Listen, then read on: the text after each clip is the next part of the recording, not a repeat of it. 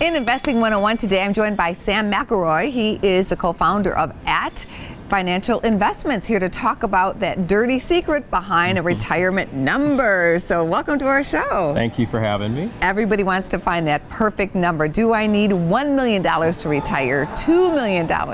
What do you think? So here's the interesting part.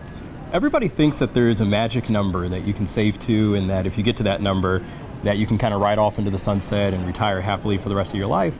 But what we found is that, planning for retirement is really a little bit more complicated than that. It's not just about having the right assets, but it's also about maximizing Social Security, looking at other guaranteed income streams like rental property or pensions, but then ultimately figuring out how you want to use a distribution strategy with your assets so that you can maximize the money you have and ultimately the income that you have as well. So it's a very complicated kind of subject matter. So a lot of people, though, do feel like I have to have a certain number. So what should they realistically be doing? Yeah, so a general rule of thumb, and what we've seen for a lot of people, is that it's going to range, depending on your lifestyle, anywhere from $500,000 to $1 million, and if you're a little bit more, maybe $2 million.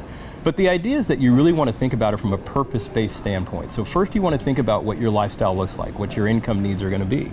Then you think about what guaranteed sources you have, and when you figure out that difference, then you can kind of back into, okay, based off of what that income gap is that I'm trying to fill, here's the amount of assets that makes sense for me to be able to live comfortably in retirement. It really is nuanced for each individual's lifestyle. And then how do you plan for flexibility?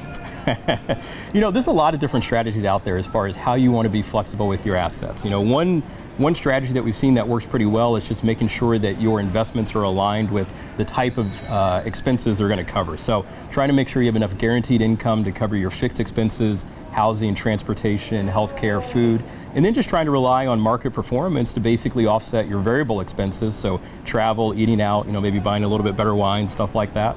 But when you do it that way, then it's a little bit easier to be nuanced, because while you can't say, well, I'm not going to pay for my property taxes because the market's down, you can postpone a trip or do something like that, waiting for the market to be a little bit more favorable. I think the distribution question is the biggest one on a lot of people's minds once they hit the retirement age. I don't want to take too much. I don't want to take too little. I want to take what's advantageous.